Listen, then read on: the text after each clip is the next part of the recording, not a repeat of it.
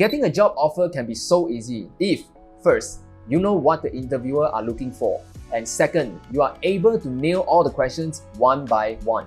Now, in the past 5 years of my corporate life, I attended 13 job interviews and I managed to get 9 offers out of that 13th interview. And I also helped 6 of my friends to secure their dream job simply by using the same framework that I'm about to share with you.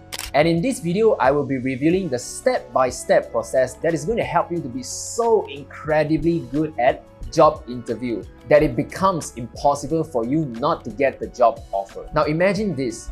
You're walking around, you're scrolling the Facebook, you're watching the Netflix while having a popcorn in your hands, and suddenly you receive an email notification. And the message goes like, "Congratulations, you have been shortlisted and we would like to have an interview with you." You finally got the reply from so many jobs that you applied for. You dress up and you show up in the interview room. But just before you step into the room, you feel panic. And you could hear voices like, what if I don't meet their expectations? What if they don't value my expertise? What if this and what if that? And you walk in feeling a lack of confidence in yourself, and you started sweating and you started mumbling. And needless to say, you failed the interview. I might be exaggerating, but trust me, that's the #1 reason why most people fail at their job interview. They are not confident in themselves. Here's what I want you to realize. The moment you receive an email notification saying that you have been shortlisted, it means the interviewer saw something in you and they are confident in you. So my questions to you is, if they have the confidence in you, why you are not having that confidence in yourself? So the first step is to be confident and look confident. Now, before I enter any interview, I will always close my eyes and I visualize how I walk out from that interview room knowing that I am already 90% secure with the job. Now, you might be asking, why 90%? Why not 100%? Because let's face it, not one hiring manager will hire you on the spot. Even though you're so good, they're still going to take their time to really compare you with the other candidates. I cannot control the 10%, but I can control a 90% of how the interview will go. Now, maybe the next thing you will say is, oh, it sounds so easy, but how can I be confident? You see, there's one thing that most people have completely neglected, when in reality it should be the one thing that you must pay attention to. Most people, as much as they want to be confident, but they can't. And that's because they are so afraid that if they make any mistake, they will screw up the interview and they are going to left with no more interview. And then they start with a lot of questions like, oh, how am I going to pay the bill? How am I going to survive? And how am I going to get some food on the table? And this is why filling your pipeline is so important. When you have more interview that you could handle, you will not be attached to just one. Even if the interview doesn't go smoothly, so what? Let's go for the next one. And there's really just 2 ways to fill your pipeline. The first one, very easy, but takes a lot of time. You craft a resume once and you keep throwing the resume, hopefully to get a job interview. On the other hand, the second method is what I prefer. You build your social media, mostly LinkedIn, and present yourself as an expert. Alright, of course, it depends on the industry that you are in.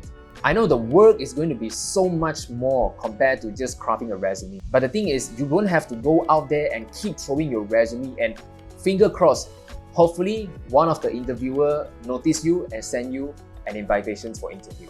Because now, when you have the social media built, the hiring manager or even the headhunters will come to you.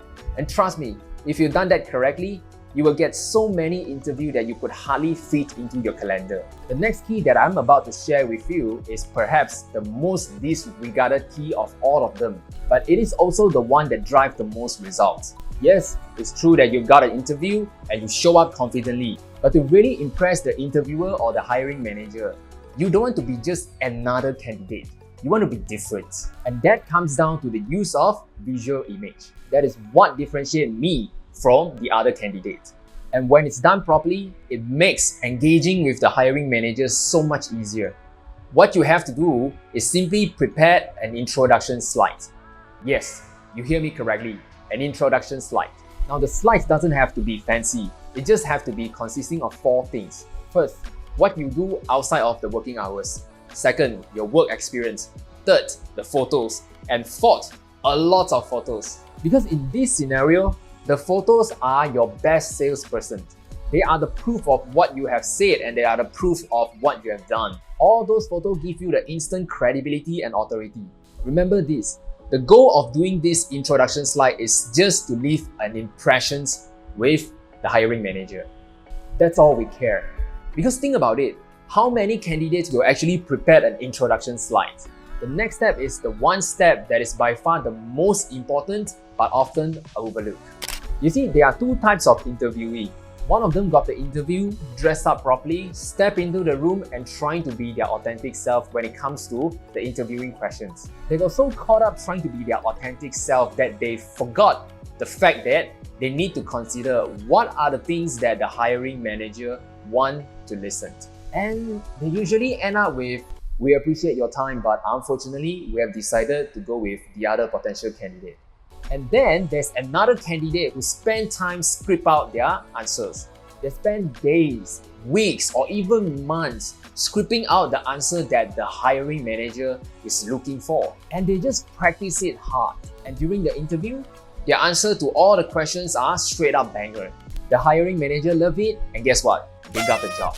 So the key here is really just to come up with some great answers. And to be honest, we all know what those interviewing questions are. Where do you see yourself in 5 years' time? What is your strength? What is your weaknesses? Can you work under pressure? Do you have any questions for us? For me, what I do is just opens up a Google Doc, list down all the questions that I could possibly think of, and then just script out the answers. Now the key here is when you are scripting out the answers, ask yourself these 3 questions. First one, how is this going to help me to get a job? Second one, how is this helping the company? The third one, what kind of story can I tie it with? Now that we have got the script settled, the next step is by far the easiest steps ever. But most people just don't do it. They go into any interview thinking that they should be just there to answer questions, but not to ask any questions. And that is not true. If there's just one takeaway that you can get from this video, I hope it's this. The company needs you as much as you need them. So don't ever feel that you are inferior to them. They need a solutions and you are there as a solutions, or you are there to provide a solutions for them. So at the end of the interview or throughout the interview, if you have any questions, ask them and you will be shocked how easy it is to turn an interview into a conversation simply by asking questions. Of course, promise me, you're not going to ask questions like, how's your day? Have you eaten lunch? All these kind of questions. Please don't do that. By the end of the interview, if the hiring manager asks you, do you have any questions for us? Ask this. Thank you, hiring manager. I've got just one question. How would you know if you got yourself the right candidate? Oh, okay, in order for us to know whether or not we got a right candidate, you need to have A, you need to have B, C, and D. So then you ask them the following questions. Okay, suppose that I have A, B, C, and D. You wouldn't have any issue having me in your team, would you? And then from his or her response, you will roughly get to know what could be the outcome. Now that you have learned all these steps, if you could just add one more technique to your next job interview, it is just going to increase your success rate. So watch this video and find out.